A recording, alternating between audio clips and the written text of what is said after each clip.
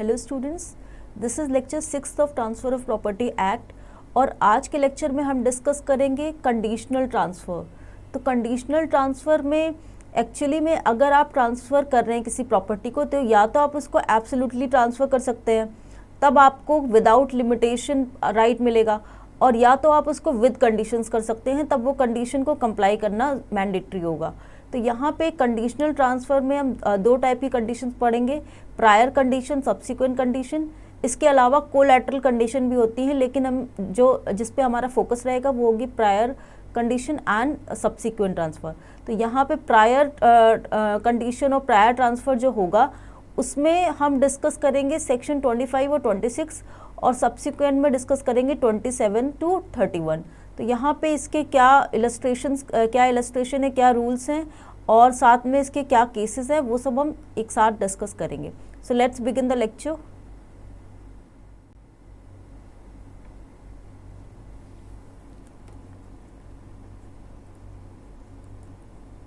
Conditional transfer, जब भी किसी प्रॉपर्टी को ट्रांसफ़र किया जाता है तब वो दो टाइप से होती है, या तो एब्सोल्युटली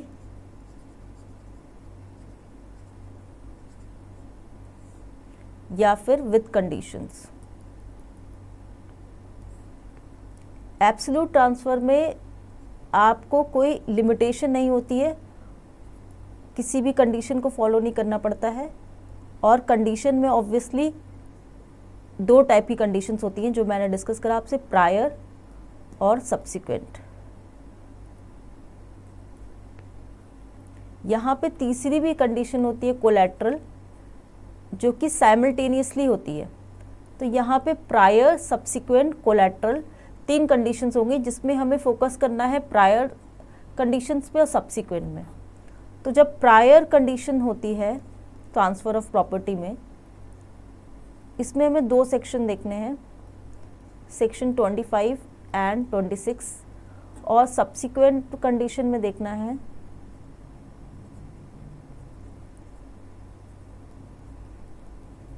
इसको हम अल्टीरियर डिस्पोजिशन भी बोलते हैं।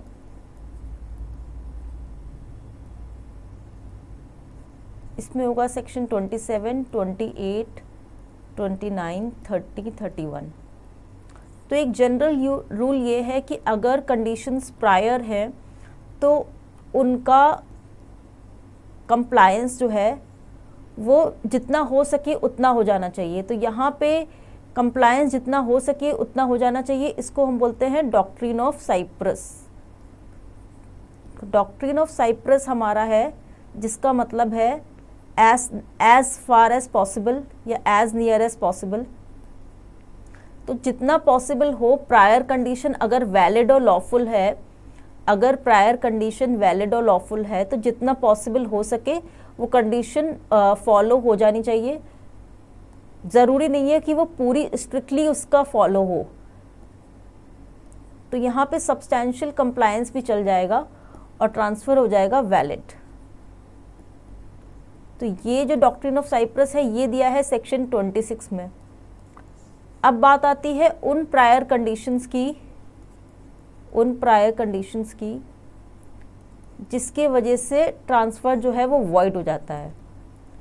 तो अगर ट्रांसफ़र जो है कोई भी ऐसी कंडीशन रख दी गई है जो इम्पॉसिबल है, सपोज़ आप अगर कह रहे हैं कि आपको 100 किलोमीटर्स पर आवर, एक घंटे में आपको 100 किलोमीटर्स वॉक करना होगा, तो ये एक इम्पॉसिबल कंडीशन है। तो ऐसी कंडीशन का ना कोई कंप्लायंस हो सकता है, ना उसका हाफ कंप्लायंस भी हो सकता है।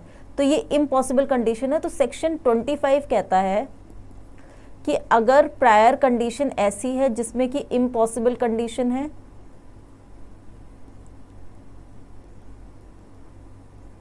या फिर अनलॉफुल कंडीशन है,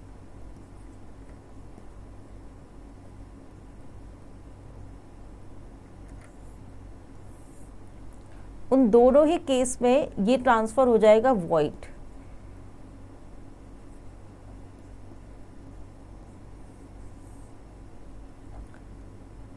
अब इम्पॉसिबल कंडीशन का एग्जाम्पल हमने लिया 100 kilometres per hour. Unlawful conditions के भी डिफरेंट एग्जाम्पल्स हैं। इसमें हम देखेंगे कि अगर आप लॉ को फॉलो नहीं करते या पब्लिक पॉलिसी के अगेंस्ट जाते हैं, तो ये जब हम सेक्शन डिटेल में रीड करेंगे तब ये सारी कंडीशंस को डिस्कस करेंगे। तो ये प्रायर कंडीशंस जो है ये सेक्शन 25 और 26 में दी है। और 26 सेक्शन मैंने आपको बताया कि अगर आप किसी कंडीशन को सब्सटैंशियली फॉलो कर लेंगे तब भी उस कंडीशन को माना जाएगा कि फॉलो हो गई है। तो प्रायर कंडीशन को उतना ज़्यादा फॉलो करने की ज़रूरत नहीं है कि पूरा पूरा फॉलो करना है। अगर प्रायर कंडीशन इस तरह की है कि वो लॉफुल है तो ज़रूरी नहीं है कि हम उसको पूरा पूरा फॉलो करें, और उसके सब्सटैंशियल कंप्लायंस से भी हम प्रॉपर्टी का ट्रांसफ़र हो सकता है।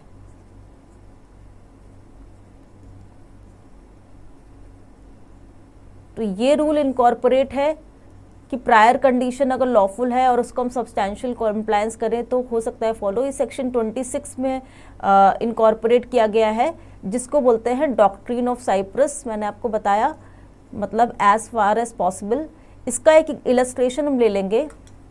फॉर एग्जाम्पल, ए ने कहा कि वो प्रॉपर्टी को ट्रांसफ़र करेगा बी को अगर वो सी, डी और ई की परमिशन से शादी करे। So marriage with consent of C, D and E. तो हम यहाँ पे बोल रहे हैं ए बी को प्रॉपर्टी ट्रांसफ़र कर रहा है उस कंडीशन पे। तो ये पहली कंडीशन ये रखी गई है, ये प्रायर कंडीशन है, marriage with condition that B should marry with consent of C, D and E. अब यहाँ पे बी क्या करता है, ये प्रायर कंडीशन रखी गई है। तो ये कंडीशन क्या है, ये पहली कंडीशन है तभी ट्रांसफ़र होगा। तो बी क्या करता है, वो सी और डी की परमिशन ले लेता है और ई की नहीं लेता है। यहाँ पे ई की परमिशन नहीं ली गई है।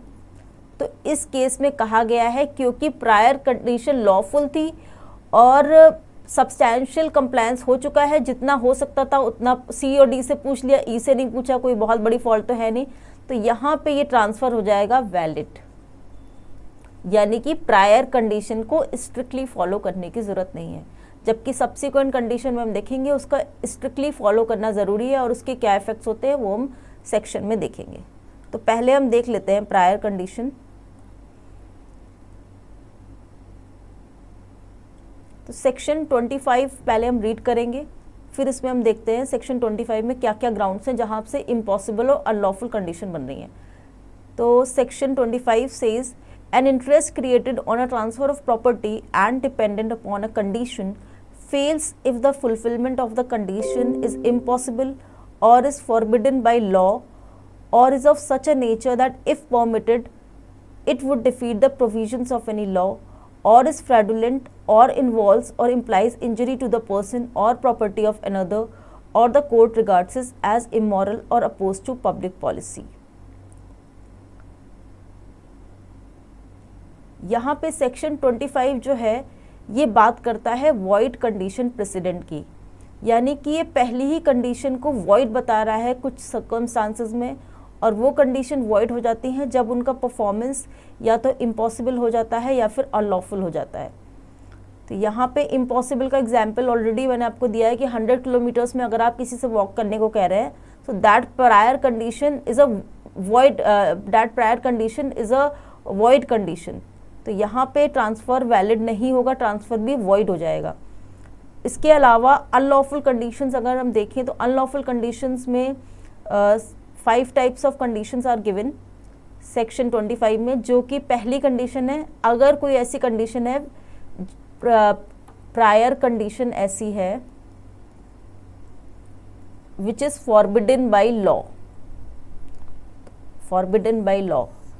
तो अगर ए ट्रांसफ़र कर रहा है प्रॉपर्टी बी को on a condition that he shall murder C, किसी का मर्डर करना it is forbidden by law.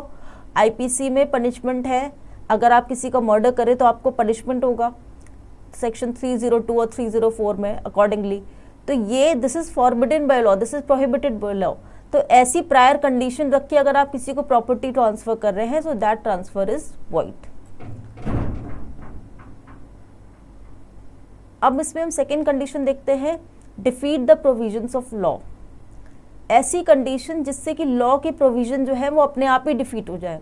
For example, a property transfer कर रहा है बी को और कंडीशन ये रख रहा है कि वो सी से शादी कर ले तभी प्रॉपर्टी ट्रांसफर होगी, लेकिन सी जो है वो ऑलरेडी मैरिड टू जेड है। तो यहाँ पे अगर एक पर्सन ऑलरेडी मैरिड है तो आप उसके साथ में शादी नहीं कर सकते क्योंकि बाइगैमी का ऑफेंस हो जाएगा। तो ये ऐसे कंडीशन है जिससे कि प्रोविजंस ऑफ लॉ, तो कौन सा लॉ डिफीट, प्रोविजन यहाँ पर डिफीट हो रहा है, आईपीसी, ठीक है, आईपीसी डिफीट हो रहा है। और अगर आप हिंदू है तो आपका हिंदू मैरिज एक्ट भी डिफीट हो रहा है। तो यहाँ पे 494 आईपीसी में बाइगैमी इज प्रोहिबिटेड, एक शादी होने के बाद आप दूसरी शादी नहीं कर सकते हैं। तो जेड को जो भी ट्रांसफर है दैट इसके वजह से ट्रांसफर हो जाएगा आपका वॉइड, और इस तरह की कंडीशन नहीं रख सकते हैं। Then third is fraudulent. यहाँ पे अगर कोई ऐसी कंडीशन रख दें जिससे कि आप दूसरे इंसान को बोल रहे हैं कि वो फ्रॉड कमिट करे। फॉर एग्जाम्पल, ए जो है वो बी को गिफ्ट कर रहा है और कंडीशन ये रख रहा है कि वो गिफ्ट उसी कंडीशन पे रखेगा कि जो एजेंट है बी को कि एक एजेंट है और वो अपने प्रिंसिपल के साथ में फ्रॉड करें। तो यहाँ पे ए बी को एक गिफ्ट हाउस गिफ्ट करने को तैयार है, लेकिन एक प्रायर कंडीशन रखी गई है, एक प्रायर कंडीशन रखी गई है। तो बी जो है वो सी के एजेंट हैं, तो उनसे कहा गया है कि बी जो है एक फॉल्स रसीद तैयार करे अपने प्रिंसिपल के बिहाफ जो कि सी है। तो इस कंडीशन, ये जो कंडीशन है ये फ्रॉडुलेंट कंडीशन है, तो ये भी अनलॉफुल हो जाएगी और वॉइड हो जाएगी। देन द फोर्थ कंडीशन जिससे कि अनलॉफुल हो जाता है एंड वॉइड हो जाता है, that is if any transfer involves any injury to person और प्रॉपर्टी। अगर ए ट्रांसफर कर रहा है प्रॉपर्टी बी को और कंडीशन रख रहा है कि बी जो है वो सी को मार दे, तो ये कंडीशन भी वॉइड है because it involves injury to the person. और या फिर ऐसी कंडीशन रख दे कि बी जो है वो सी की प्रॉपर्टी को सी की प्रॉपर्टी पे ट्रेसपास करे या फिर सी की प्रॉपर्टी को जला दे, इस तरह का, या मिसचिफ बाय फायर, कुछ भी ऐसा है जो ऑफेंस बन रहा है, तो वहाँ पे एक इंजरी टू पर्सन या प्रॉपर्टी हो रहा है, तो वो कंडीशन भी वॉइड हो जाएगी और ट्रांसफर भी वॉइड हो जाएगा। Then the fifth condition is oppose to public policy. यहाँ पे अगर ए जो है वो गिफ्ट कर रहा है बी को और ये कंडीशन रखी जा रही है कि बी अपने हस्बैंड को डेजर्ट कर दे, तो हस्बैंड को छोड़ देना कोई एक ऑफेंस नहीं है, आप डेजर्शन एक तरीके से ऑफेंस नहीं है। तो यहाँ पे ये कंडीशन जो है इसको कहा जा सकता है कि it is oppose to public policy. Public policy ये कहती है कि आप किसी को ये नहीं बोल सकते कि वो अपने हस्बैंड को डेजर्ट कर दे, छोड़ दे। तो यहाँ पे इस तरह का जो गिफ्ट है जिस पे कंडीशन रखी गई है डेजर्शन की, ये हो जाएगा वॉइड, और 1000 का जो गिफ्ट है ये नहीं मिलेगा।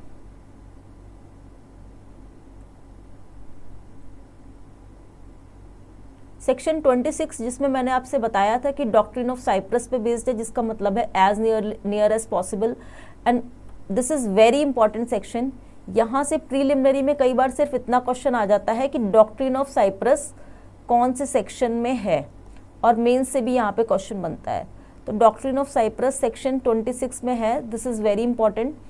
अब यहाँ पे मैंने आपको बताया था कि कंडीशन प्रेसिडेंट लॉफुल होती है तो उसका सब्सटैंशियल कंप्लायंस भी वैलिड होता है और इसके वजह से ट्रांसफ़र वैलिड हो जाता है। तो अगर कोई ट्रांसफ़र ऑफ प्रॉपर्टी हो रही है जो डिपेंडेंट है किसी ऐसी कंडीशन पे जिसके वजह से जो इंटरेस्ट वेस्ट कर रहा है वो तब तक नहीं होगा जब तक वो कंडीशन परफॉर्म होगी। तो यहाँ पे अगर वो कंडीशन लॉफुल है तो उसका सब्सटैंशियल कंप्लायंस, इसका इलस्ट्रेशन हम डिस्कस कर चुके हैं, marriage with the consent of C, D and E से कंसेंट नहीं दी जा सकती है, तब भी इसको सब्सटैंशियल कंप्लायंस बोलेंगे, और यहाँ पे मैरिज जो है वो वैलिड होगी, यानी कि जो मैरिज वैलिड के साथ में जो ट्रांसफ़र हो रहा है अमाउंट वो भी होगा वैलिड। सेक्शन 26 एक बार हम रीड कर लेते हैं। Where the terms of a transfer of a property impose a condition to be fulfilled before a person can take an interest in the property, the condition shall be deemed to have been fulfilled if it has been substantially complied with. अब हम discuss करेंगे conditions subsequent, तो यहाँ पे subsequent condition में important ये है कि सब्सिक्वेंट कंडीशन का जनरल रूल ये है कि सब्सिक्वेंट कंडीशन अगर प्रॉपर्टी पहले ट्रांसफ़र हो रही है तो सब्सिक्वेंट कंडीशन में क्या होता है, सब्सिक्वेंट ट्रांसफ़र बोल सकते हैं या फिर सब्सिक्वेंट कंडीशन बोल सकते हैं। तो यहाँ पे क्या होता है, प्रॉपर्टी ए जो है उसने बी को प्रॉपर्टी अभी ट्रांसफ़र की नहीं है। यहाँ पे प्रायर में क्या हो रहा था, पहले ट्रांसफ़र हो रहा था, प्रायर कंडीशन में क्या हो रहा था, पहले कंडीशन प्रायर कंडीशन में पहले कंडीशन रखी जा रही थी, कंडीशन फुलफिल हो रही थी, उसके बाद ट्रांसफ़र हो रहा था। बट सब्सिक्वेंट कंडीशन में क्या होता है,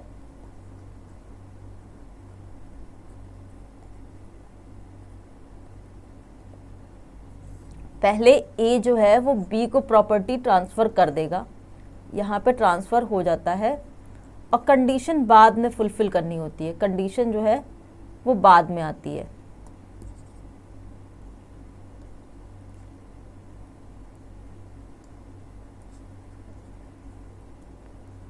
तो कंडीशन जो है वो बाद में फुलफिल करनी होती है।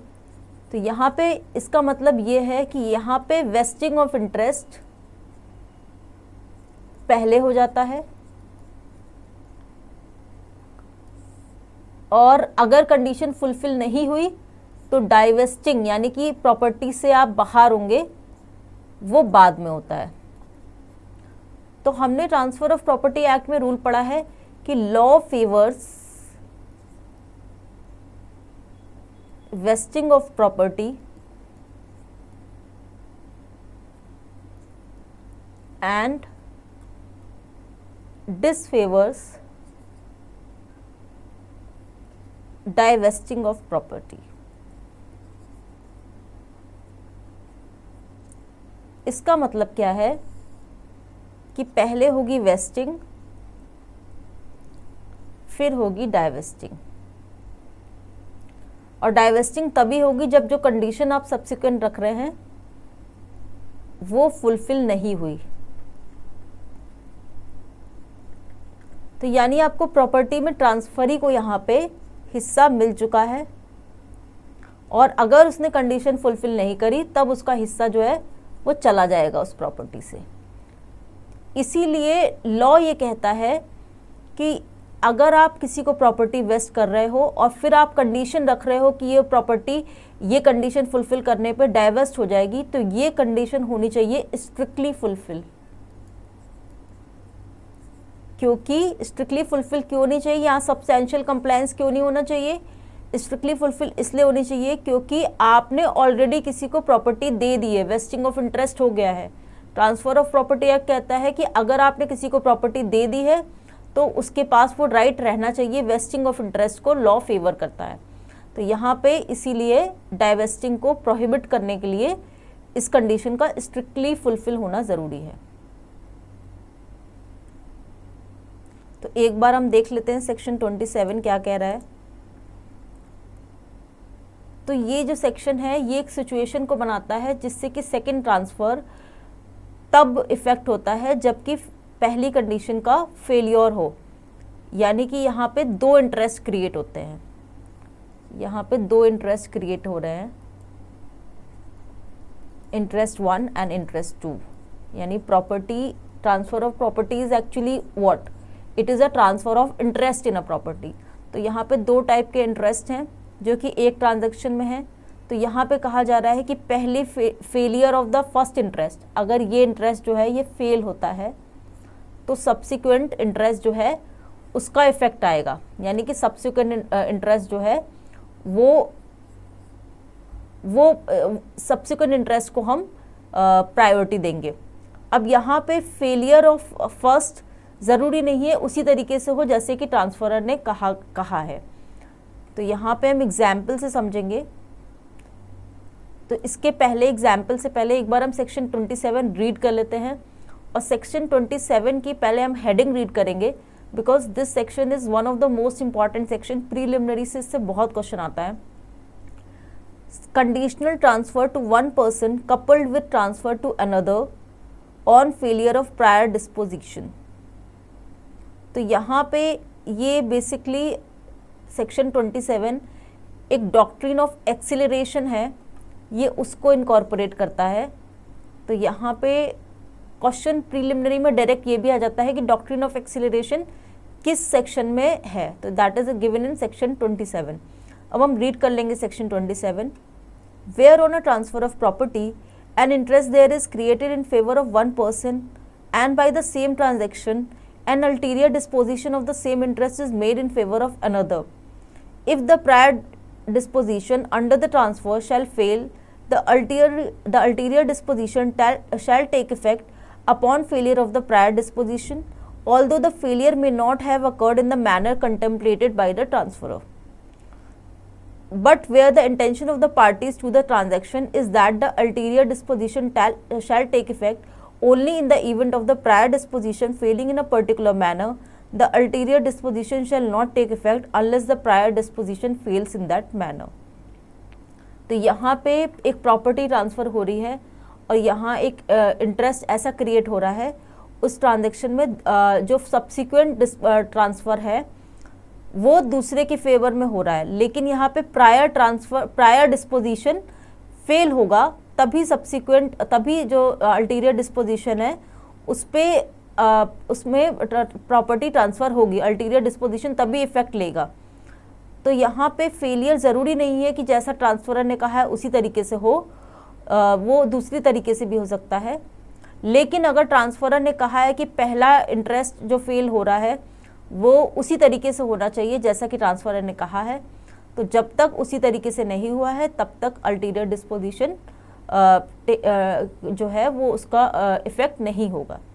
तो इसको हम इसको सिंप्लीफाई करने के लिए हम इसको एग्जाम्पल से समझेंगे। सेक्शन 27 पहली बात है, इसमें कौन सी डॉक्ट्रिन अप्लाइड है, that is doctrine of acceleration. Acceleration क्यों बोल रहे हैं, क्योंकि हम यहाँ पे दो इंटरेस्ट क्रिएट कर रहे हैं, इंटरेस्ट 1 या हम इसको बोल सकते हैं prior interest, interest 2, subsequent interest. तो एक ही प्रॉपर्टी में बहुत बार हमने देखा है कि प्रॉपर्टी किसी को ट्रांसफ़र होती है फॉर लाइफ, देन उसके बाद में हम एब्सोल्यूट राइट क्रिएट करते हैं। तो इसी तरीके से यहाँ पे भी दो इंटरेस्ट क्रिएट करे गए हैं, एक प्रायर और एक सब्सिक्वेंट। तो एक्सीलरेशन का मतलब ये है कि प्रायर इंटरेस्ट अगर नहीं हो रहा है तो आगे हम बढ़ जाएंगे और सब्सिक्वेंट इंटरेस्ट को इफेक्ट देंगे, तो इसीलिए इसको डॉक्ट्रिन ऑफ एक्सीलरेशन बोला है। अब यहाँ पे होता क्या है, प्रायर कंडीशन रखी गई है, कुछ भी हमने प्रायर कंडीशन रखी कि इस तरीके से ए जो है वो बी को प्रॉपर्टी ट्रांसफ़र कर रहा है, और अगर बी की डेथ हो जाती है, फॉर एग्जांपल किसी भी वजह से हो जाती है, तो यहाँ पे अगर बी की डेथ हो जाती है, या फिर एक और एग्जांपल भी हम ले सकते हैं, डेथ अगर हो जाती, पहला एग्जांपल अगर डेथ हो जाती है, तो यानी अगर डेथ हो जाती है तो सब्सिक्वेंट इंटरेस्ट डी को चला जाएगा। तो यानी कि यहाँ पे आपने प्रायर इंटरेस्ट को फेल हो गया है तो सब्सिक्वेंट इंटरेस्ट को प्रायोरिटी दे दी है। लेकिन यहाँ पे इसको हम एक और एग्जांपल से, जो कि सेक्शन में ऑलरेडी दिया है, ए जो है ट्रांसफरर, ये बी को प्रॉपर्टी ट्रांसफ़र कर रहा है, ठीक है, बी को ट्रांसफ़र प्रॉपर्टी कर रहा है, ये कह रहा है, लेकिन ये प्रॉपर्टी तभी ट्रांसफ़र होगी जब बी जो है एक लीज एग्जीक्यूट करेगा विद इन 3 मंथ्स। और अगर वो लीज एग्जीक्यूट नहीं कर पाया ना, तब ये सारी प्रॉपर्टी चली जाएगी डी को। So this is a very good illustration. A property transfer कर रहा है बी को और कह रहा है कि उसको एक लीज एग्जीक्यूट करनी होगी विद इन 3 मंथ्स, और अगर वो नहीं कर पाया तो प्रॉपर्टी जाएगी डी को। तो यहाँ पे क्या होता है, ए ने प्रॉपर्टी जो बी को ट्रांसफ़र कर रहा है, बी की डेथ हो जाती है, वो लीज नहीं बना पाता है, लेकिन बी की पहले ही डेथ हो जाती है। तो यानी कि यहाँ पे दो इंटरेस्ट है, पहला इंटरेस्ट आ रहा है प्रायर इंटरेस्ट यानी इंटरेस्ट 1,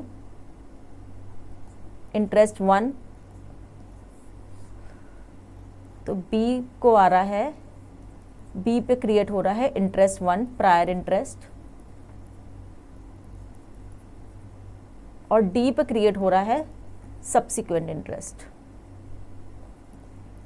तो सेक्शन क्या कहता है, ये हो गया इंटरेस्ट 2 हमारा।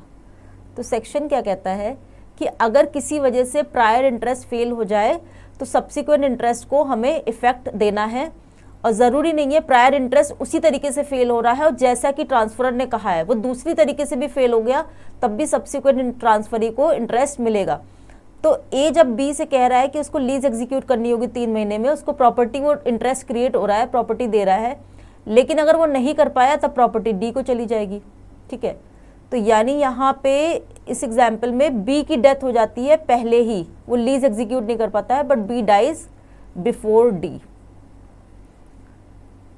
अगर बी की डेथ डी से पहले हुई तो वो क्या बोलते हैं, लीज जो इसमें है उसको तो वो इफेक्ट नहीं दे पाया, लीज वो नहीं बना पाया, लेकिन यहाँ पे क्या हो रहा है, प्रायर इंटरेस्ट फेल हो रहा है। तो सेक्शन 27 यही कहता है कि प्रायर इंटरेस्ट अगर फेल हो रहा हो, ज़रूरी नहीं है उसी तरीके से फेल हो रहा हो जैसा कि ट्रांसफरर यानी कि ए ने कहा हो, तो सब्सिक्वेंट इंटरेस्ट जो क्रिएट हो रहा है डी में उसको इफेक्ट दे दिया जाएगा, यानी कि डी को प्रॉपर्टी मिल जाएगी। क्यों? क्योंकि प्रायर इंटरेस्ट फेल हुआ है और ज़रूरी नहीं है उसी तरीके से हुआ है जैसे ट्रांसफरर ने कहा है। लेकिन अगर यहाँ पे ट्रांसफरर ये कह देता कि इसी तरीके से होना है, तो इसका हम दूसरा एग्जाम्पल इसमें हम एक और एग्जाम्पल लेते हैं जिसमें कि सेक्शन 27 के सेकंड पैरा में है। तो एक बार हम सेक्शन 27 रीड भी कर लेते हैं। Section 27, where on a transfer of property an interest is created in favor of a person and by the same transaction an ulterior disposition of the same interest is made in favor of another. If the prior disposition under the transfer shall fail, the ulterior disposition shall take effect upon the failure of the prior disposition, although the failure may not have occurred in the manner contemplated by the transferor. तो ये हमने already read करा था, लेकिन ये part 1 है जो illustration मैंने आपको दिया। अब सेकेंड पार्ट में क्या होता है, सेकेंड पार्ट में ये है कि प्रायर डिस्पोजिशन को उसी तरीके से फेल होना होगा जिस तरीके से ट्रांसफरर चाहता है। तो सेकेंड में है, but where the intention of the parties to the transaction is that the ulterior disposition shall take effect only in the event of prior disposition failing in a particular manner, the ulterior disposition shall not take effect unless the prior disposition fails in that manner. लेकिन अगर transferor ऐसा कहता है कि जो prior disposition है, prior interest है, उसको एक पर्टिकुलर तरीके से ही फेल होना है, तभी सब्सिक्वेंट इंटरेस्ट यानी अल्टीरियर का मतलब है सब्सिक्वेंट, अल्टीरियर का मतलब है सब्सिक्वेंट, तभी सब्सिक्वेंट इंटरेस्ट जो है वो इफेक्ट होगा, नहीं तो नहीं होगा। तो इसका इलस्ट्रेशन भी हम समझेंगे कि इसमें कौन से इलस्ट्रेशन के अकॉर्डिंग ऐसा होता है। जो इसका सेकेंड पार्ट है उसका इलस्ट्रेशन है, अगर ए प्रॉपर्टी ट्रांसफ़र कर रहा है अपनी वाइफ को और ये कह रहा है कि वाइफ की अगर डेथ उसकी लाइफ टाइम में ही होती है तब तो वो प्रॉपर्टी बी को जाएगी, नहीं तो नहीं जाएगी। तो यहाँ पे ए और इसकी वाइफ जो होती हैं ये दोनों एक ही साथ प्लेन क्रैश में इनकी डेथ हो जाती है। अब यहाँ पे इम्पॉसिबल है ये प्रूव करना कि जो ए की लाइफ टाइम में उनकी वाइफ की डेथ हुई है, तो ए के लाइफ टाइम में वाइफ की डेथ होनी चाहिए तभी प्रॉपर्टी बी को जाएगी। तो यहाँ पे ये प्रूव नहीं हो सकता है कि उनकी डेथ उनके लाइफ टाइम में हुई है, तो ट्रांसफ़र जो बी के फेवर में था उसको इफेक्ट नहीं दिया जाएगा क्योंकि प्रायर इंटरेस्ट उस तरीके से फेल नहीं हुआ। तो सेकंड पैरा में ये कहते हैं कि अल्टीरियर डिस्पोजिशन जो है उसका इफेक्ट उसी तरीके से होना चाहिए जैसा कि ट्रांसफरर कह रहा है। तो यानी यहाँ पे ये कह रहा है, ए कह रहा है कि अगर उसकी वाइफ जो है वो उसकी लाइफ टाइम में उसकी डेथ होती है, अगर ए के लाइफ टाइम में उसकी वाइफ की डेथ होती है तो उस केस में ये प्रॉपर्टी चली जाएगी बी को। ठीक है, अब ए और बी की डेथ हो गई प्लेन क्रैश में और लगभग यही बात है कि एक साथ हुई है, दे डाई टुगेदर। इम्पॉसिबल है प्रूफ करना कि कौन पहले मरा, तो यहाँ पे प्रिजम्पशन आएगा कि अगर ये नहीं जान सकते हैं कि किसकी डेथ पहले हुई है और ऐसे सर्कमस्टांसेस है तो यहाँ पे माना जाएगा कि दो लोगों की डेथ एक साथ हुई है। तो यहाँ पे जब ये नहीं प्रूफ कर पा रहे कि उनकी डेथ उनकी लाइफ टाइम में हुई है तो ये प्रॉपर्टी बी को नहीं जाएगी। क्यों नहीं जाएगी? क्योंकि यहाँ पे इंटेंशन जो था वो ट्रांसफरर का वो ये था कि एक पर्टिकुलर मैनर में अगर प्रायर इंटरेस्ट फेल होता है तभी सब्सिक्वेंट इंटरेस्ट को इफेक्ट होगा, नहीं तो नहीं होगा। तो यहाँ पे इसीलिए सेक्शन 27 जो है ये फर्स्ट पार्ट इसका कहता है कि किसी भी तरीके से फेल हो जाए, और सेकंड पार्ट कहता है एक पर्टिकुलर मैनर में फेल हो। तो इसीलिए सेक्शन 27 कई बार कन्फ्यूजन भी क्रिएट कर देता है, और यहाँ से क्वेश्चन भी इसीलिए बहुत बनता है। तो this is very important. Section 28 में हम देखते हैं कि यहाँ पे भी अल्टीरियर डिस्पोजिशन, अल्टीरियर कंडीशन की बात है। तो पहले हम इसमें सेक्शन रीड कर लेंगे। Ulterior transfer conditional on happening और not happening of specified event, where on a transfer of property and interest there is created in favor of one person, and by the same transaction an ulterior disposition of the same interest is made in favor of another. If the prior disposition under the transfer shall fail, the ulterior disposition shall take effect upon the failure of the prior disposition, although the failure may not have occurred in the manner contemplated by the transferor. But where the intention of the parties to the transaction is that the ulterior disposition shall take effect only in the event of the prior disposition failing in a particular manner, the ulterior disposition shall not take effect unless the prior disposition fails in that manner. तो section 28 बात करता है conditional limitation की, और यहाँ पे conditional limitation में कहा गया है कि ऐसी कंडीशन जिससे इंटरेस्ट डाइवर्स्ट होता है और वेस्ट होता है दूसरे पर्सन में, उसको हम कंडीशनल लिमिटेशन बोलते हैं। तो यहाँ पे कह रहे हैं कि अल्टीरियर डिस्पोजिशन तब तक इफेक्ट नहीं होगा जब तक कि प्रायर इंटरेस्ट फेल नहीं होगा। तो एक पर्सन के फेवर में हम इंटरेस्ट क्रिएट कर सकते हैं थ्रू अ कंडीशन कि एक अनसर्टेन इवेंट अगर नहीं होता है तो ये प्रॉपर्टी दूसरे में ट्रांसफ़र हो जाएगी। यहाँ पे हम एक एग्जाम्पल लेते हैं कि अगर 8 प्रॉपर्टी ट्रांसफ़र कर रहा है 10,000 बी को, और ये कंडीशन रख रहा है कि बी अगर इंग्लैंड नहीं जाते हैं 3 साल के अंदर तो ये जो मनी है ये सी को चला जाएगा।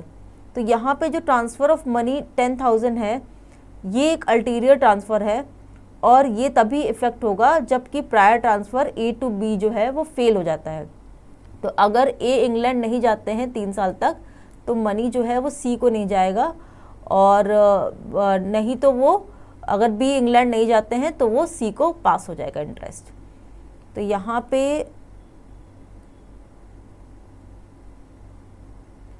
पे हम इलस्ट्रेशन ले लेंगे, इसको डिटेल में और समझेंगे। ए जो है वो बी को 10,000 रुपीज़ दे रहा है, कंडीशन है कि इंग्लैंड वो जाए विद इन 3 ईयर्स, या इंग्लैंड वो नहीं जाए, दोनों में से कोई भी कंडीशन हो सकती है। अगर वो इंग्लैंड चला जाता है विद इन 3 ईयर्स, तो यहाँ पे हम मान लेते हैं कि इंग्लैंड वो चला जाता है विद इन 3 ईयर्स, तो ये इंटरेस्ट चला जाएगा डी को। तो यहाँ पे अगर ये इंग्लैंड चला जाता है तो ये इंटरेस्ट जी को चला जाएगा। सेक्शन 28 एक बार हम रीड कर लेते हैं। On a transfer of property, an interest therein may be created to accrue to any person with the condition superadded that in case a specified uncertain event shall happen, such interest shall pass to another, or that in case a specified uncertain event shall not happen, such interest shall pass to another person. In such case, the disposition are subject to the rules contained in section 10, 21, 10, 12, 21, 22, 23, 24, 25 and 27.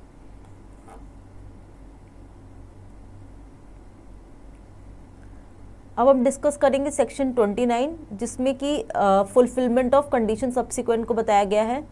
तो यहाँ पे ये कह रहे हैं कि अगर law favour कर रहा है, लॉ डिसफेवर कर रहा है डाइवेस्टिंग ऑफ इंटरेस्ट को, तो कंडीशन सब्सिक्वेंट ऐसी होनी चाहिए जिसको हम स्ट्रिक्टली फॉलो करें, जो कि मैंने आपको स्टार्टिंग में बताया था कि कंडीशन सब्सिक्वेंट को स्ट्रिक्टली फॉलो करें। तो ये सेक्शन 29 में एग्जैक्टली दिया है। तो अगर कंडीशन इस तरीके से फॉलो नहीं हुई है स्ट्रिक्टली, तब ये मानेंगे कि ट्रांसफ़र जो उसके बाद है वो इफ़ेक्ट नहीं होगा। तो इसमें एक एग्जाम्पल हम ले लेते हैं कि ए जो है वो ट्रांसफ़र कर रहा है गार्डन बी को, कि अगर बी एक पर्टिकुलर ट्री कट डाउन कर देंगे तो ये गार्डन चला जाएगा सी को। तो बी का यहाँ पे वेस्टेड इंटरेस्ट है, और जब तक वो एक पर्टिकुलर ट्री को कट डाउन नहीं करते हैं तो वो गार्डन सी को नहीं जाएगा। तो ये एक बार हम सेक्शन 29 रीड कर लेते हैं।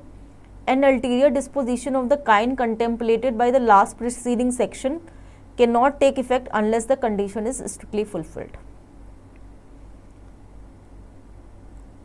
तो गार्डन वाले एग्जाम्पल में ए जो है वो बी को कह रहा है कि वो एक पर्टिकुलर ट्री को कट डाउन अगर कर देते हैं तो वो गार्डन चला जाएगा सी को। तो जब तक वो एक पर्टिकुलर ट्री को कट डाउन नहीं करते हैं तब तक वो गार्डन सी को नहीं जाएगा। तो यानी कि कंडीशन जो है वो स्ट्रिक्टली फॉलो करनी होगी। कंडीशन सब्सिक्वेंट को इसीलिए स्ट्रिक्टली फॉलो करना होता है। इसमें एक और इलस्ट्रेशन हम ले लेंगे। ए 500 रुपीज़ ट्रांसफ़र कर रहा है बी को, या तो वो मेजॉरिटी अटेन करे तब, या फिर वो मैरी करे, और साथ में प्रोविज़न ये है कि अगर बी मैरिज करे तो यहाँ पे कंडीशन में या तो वो मेजॉरिटी एज पे आए तब उनको 500 मिलेगा, या वो मैरी करे। तो यहाँ पे बी की जो डेथ है वो एज माइनर होती है, या फिर वो सी की कंसेंट के बिना अगर वो शादी करते हैं तो ये जो सम है 500 रुपीज़ का ये डी को चला जाएगा। तो इसको हम अलग से इसको समझते हैं।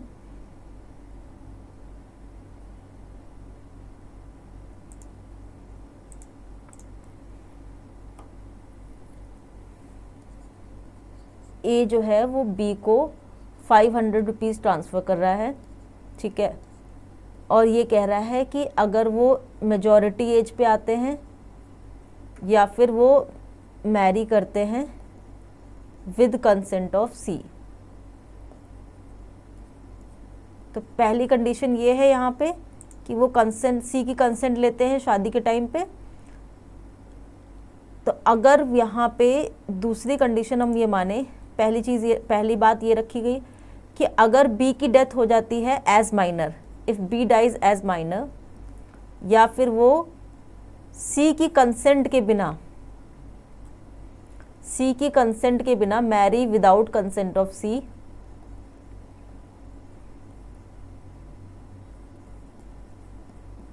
तब ये इंटरेस्ट जो है ट्रांसफर ऑफ प्रॉपर्टी ये चला जाएगा डी को। तो हमने सेक्शन में हमने क्या पढ़ा है, सेक्शन 29 में यही देखा है कि अल्टीरियर डिस्पोजिशन जो है वो स्ट्रिक्टली फुलफिल होना चाहिए, कंडीशन स्ट्रिक्टली फुलफिल होनी चाहिए। तो आपने किसी को 500 रुपीज़ ट्रांसफ़र करा है, उसके बाद अगर आप कह रहे हैं कि सी की कंसेंट के बिना अगर शादी हो रही है तो वो प्रॉपर्टी डी को चली जाएगी, तो बी का इमीडिएट वेस्टेड इंटरेस्ट हो जाता है। और अगर वो बिना किसी के परमिशन के, सी यहाँ पे उनकी परमिशन के बिना अगर वो मैरिज करते हैं तो ये कंडीशन जो है इसका स्ट्रिक्टली फुलफिल होना ज़रूरी है, तभी इंटरेस्ट जी को जाएगा। जबकि हमने कंडीशन प्रेसिडेंट में रखा था कि वहाँ पे ए जो बी को प्रॉपर्टी ट्रांसफ़र कर रहा था उसमें सी, डी और ई की कंसेंट की ज़रूरत थी, तो उसने सी और डी की परमिशन ले ली थी, ई की नहीं ली थी, तो वहाँ पे हम इसको सब्सटैंशियल कंप्लायंस मानेंगे। लेकिन यहाँ पे पहले 500 रुपीज़ ट्रांसफ़र हो चुका है और उसके बाद में कहा जा रहा है कंसेंट की बात बाद में आ रही है। तो यहाँ पे अगर कंसेंट की बात बाद में आ रही है तो उससे कोई फ़र्क नहीं पड़ेगा, क्योंकि कंसेंट अगर हम बाद में कंसेंट ले रहे हैं और तब शादी हो रही है तो इसका मतलब ये कंडीशन फेल हुई है और यहाँ पे सब्सिक्वेंट इंटरेस्ट डी पे चला जाएगा। तो बी के पास इमीडिएट वेस्टेड इंटरेस्ट होता है क्योंकि पैसे उसको तुरंत मिल रहे हैं, और कंडीशन अगर फॉलो नहीं होती है तब डाइवेस्टिंग होगी। तो कंडीशन अगर फॉलो जब तक हो रही है तब तक प्रॉपर्टी बी में ही वेस्ट करेगी।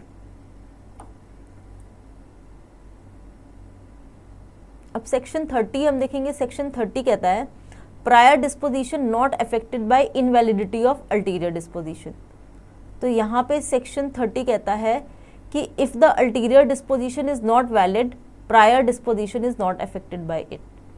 आप ऐसा अल्टीरियर डिस्पोजिशन, ऐसा अल्टीरियर कंडीशन रख दीजिए, सब्सिक्वेंट कंडीशन ऐसी रख दीजिए जो वैलिड ही ना हो।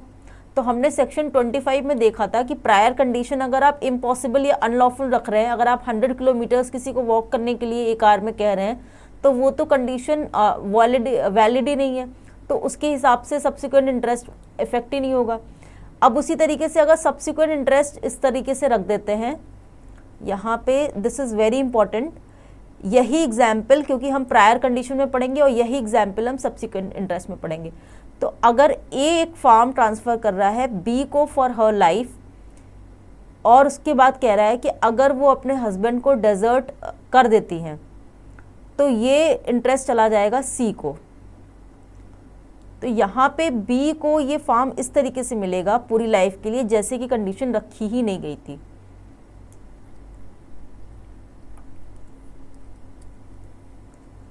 सेक्शन 30 में हम देखेंगे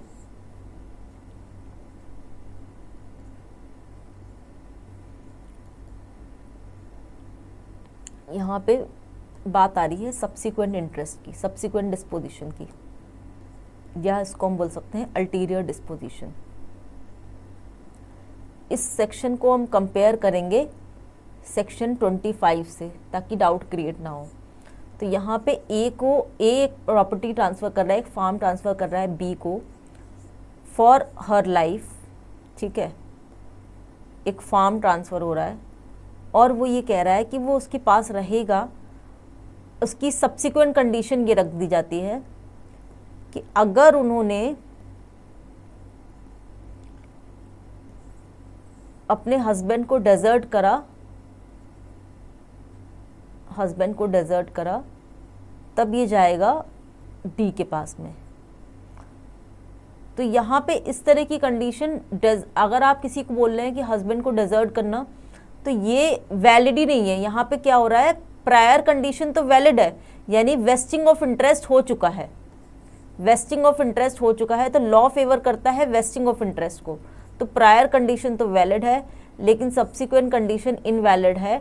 डेजर्शन किसी को आप नहीं बोल सकते कि अपने हस्बैंड को डेजर्ट करे, तो यहाँ पे सब्सिक्वेंट कंडीशन इनवैलिड है।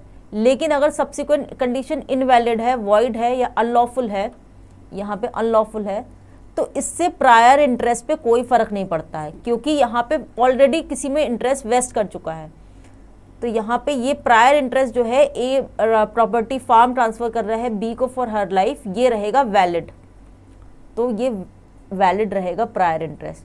लेकिन अगर हम सेक्शन 25 से कंपेयर करें,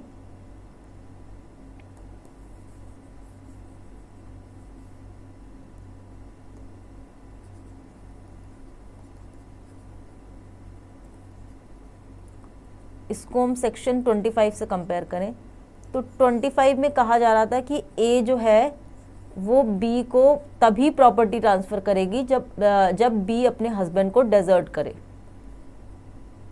तो यहाँ पे प्रायर कंडीशन इनवैलिड थी, इसलिए प्रॉपर्टी नहीं ट्रांसफ़र होगी यहाँ पे, क्योंकि प्रायर कंडीशन अनलॉफुल थी, तो आगे बात ही नहीं होगी।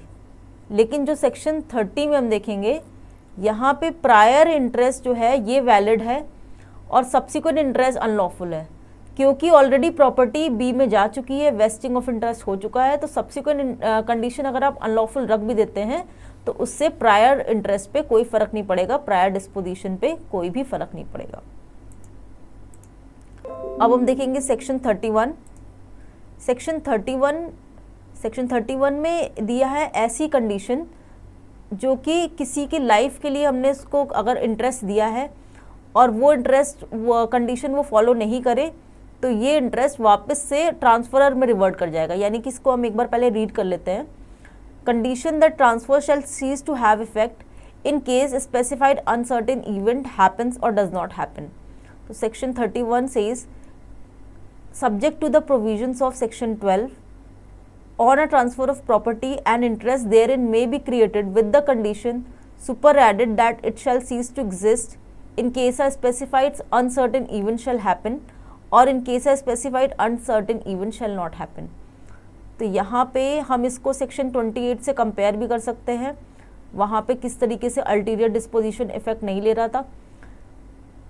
इलस्ट्रेशन से समझेंगे इसको। ए बी को एक फार्म ट्रांसफ़र कर रहा है फॉर लाइफ, लेकिन इसमें एक प्रोविज़न रखा गया है कि अगर बी ने एक पर्टिकुलर वुड को काट दिया तो ट्रांसफ़र जो है इसका कोई इफ़ेक्ट नहीं होगा।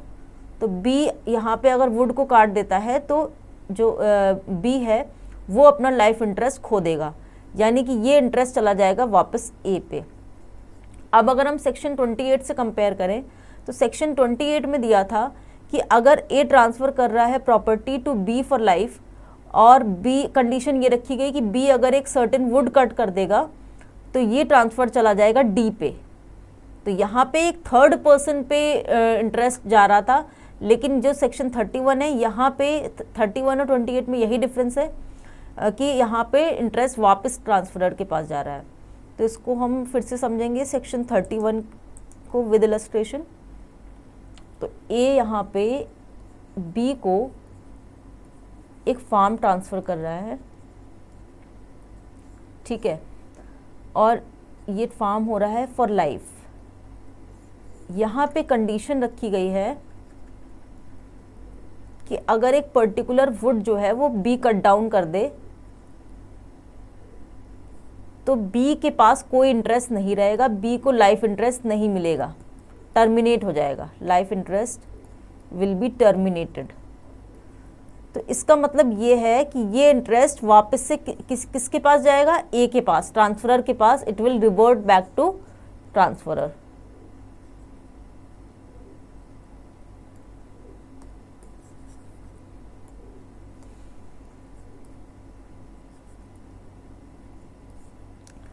अब सेक्शन 28 में क्या था, ए बी को एक फार्म ट्रांसफ़र कर रहा था फॉर लाइफ, लेकिन वो कह रहा था कि अगर उन्होंने अपनी लाइफ टाइम में एक ट्री कट डाउन कर दिया, ठीक है, तो वो इंटरेस्ट चला जाएगा डी को। तो यहाँ पे इंटरेस्ट जा रहा था थर्ड पर्सन को सेक्शन 28 में, और 31 में जा रहा है ये इंटरेस्ट ट्रांसफरर को, यानी कि ए को।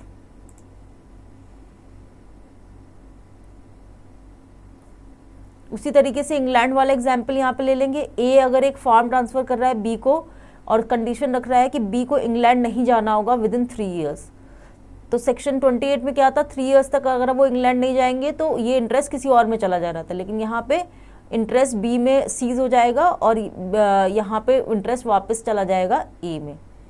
तो इसमें हम देख लेते हैं आगे मेंस में question, write a short note on the doctrine of cypres, ये क्वेश्चन आता है काफ़ी सारे स्टेट्स में। उसके बाद कंडीशन प्रेसिडेंट और सब्सिक्वेंट से क्वेश्चन आता है, distinguish between condition precedent and condition subsequent with the help of illustration, show to what extent the doctrine of cypres affects the condition. तो सेक्शन 26 हमें डिस्कस करना है, कंडीशन प्रेसिडेंट के सारे सेक्शन 25, 26, 27, 28, 29, 30, 31, तो ये सारे सब कुछ हमें डिस्कस करने होंगे। ये भी काफ़ी सारे स्टेट्स में आया, बिहार, यूपी, पंजाब, काफ़ी स्टेट्स में पूछा गया है क्वेश्चन, तो इसको हमें डिटेल में देखना है। तो thank you so much for watching the lecture, और नेक्स्ट लेक्चर में हम डिस्कस करेंगे डॉक्ट्रिन ऑफ इलेक्शन सेक्शन 35।